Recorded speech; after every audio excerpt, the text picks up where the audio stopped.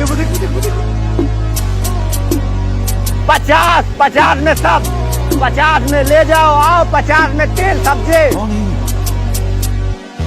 America क्या कहता था, क्या हो तुम? आज हम कहते तू क्या है?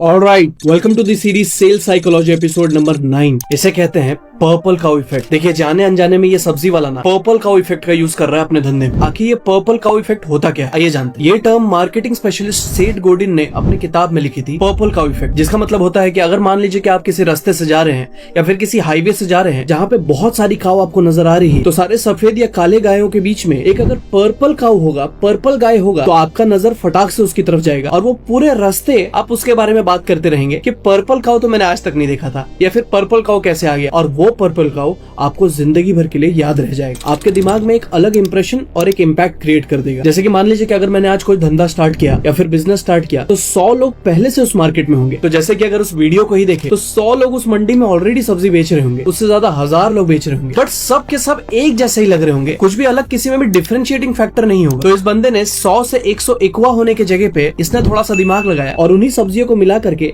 एक पैकेज या फिर बंडल बनाया जिसका दाम 50 रुपए रख दिया, जो उस पूरे मार्केट में ऐसा कोई नहीं कर रहा था, जिससे कि कस्टमर्स का ध्यान सीधा सीधा डायरेक्टली उसके ऊपर जा रहा था। जैसा कि हमने देखा कि भीड़ भी लग रही थी, क्योंकि उसने बाकी सबसे एक डिफरेंशिएटिंग फैक्टर क्रिएट किया और एक यूनिक तरीका ढूंढा उन्हीं सब्जियों को बेचने। तो पर्पल काउ आपको बताता है कि आप जिस भी इंडस्ट्री में है या फिर कुछ भी बेच रहे हो, कुछ भी काम कर रहे हो, तो उसमें ऑलरेडी बहुत लोग एग्जिस्ट कर रहे होंगे उस मार्केट में। तो अगर उनसे आपको स्टैंड आउट करना है तो आपको पर्पल काउ बनना होगा, उन्हीं सर्विसेज को, उन्हीं प्रोडक्ट्स को कुछ अलग तरीके से प्रेजेंट करना होगा, पैकेज बनाना होगा, या फिर कुछ उन्हीं सब में यूनिक ढूंढना होगा, जिससे कि आप अपने मार्केट का पर्पल काउ बन पाए। और अगर 100 लोग उस मार्केट में पहले से हैं, तो आप उसमें 101वां नहीं हुए, बल्कि अब आप पहला हुए, क्योंकि कोई भी आपकी तरह चीजें नहीं कर रहा होगा। तो अब आपको चाहे मार्केट कितना भी क्लटर्ड क्यों ना हो, कितना भी भरा हुआ क्यों ना हो, कितना भी आपके इंडस्ट्री में कॉम्पिटिशंस क्यों ना हो, फिर भी आपको दिखने में ज्यादा समय नहीं लगेगा, क्योंकि अब आप बाकियों से कुछ अलग दिखाई दे रहे हैं और कहीं ना कहीं आप उनके लीग से भी हट जा रहे हैं, आप अपने लीग का पहला बन जा रहे हैं। तो सेल्स सीखना बहुत जरूरी है। ऑलराइट, सो ये सेल्स साइकोलॉजी सीरीज का एपिसोड नंबर 9 था। हमने ऐसी और भी इंटरेस्टिंग और एक्साइटिंग टॉपिक्स ऑलरेडी निकाले हुए हैं और आगे ऐसे और भी टेक्निक्स और स्ट्रेटेजीज लाइंड अप है, जिससे कि मैं आपको सेल्स इंडस्ट्री और सेल्स साइकोलॉजी का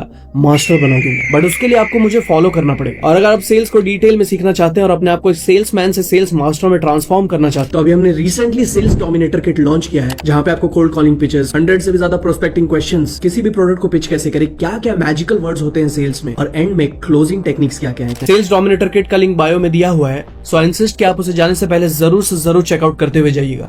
you will surely thank me later.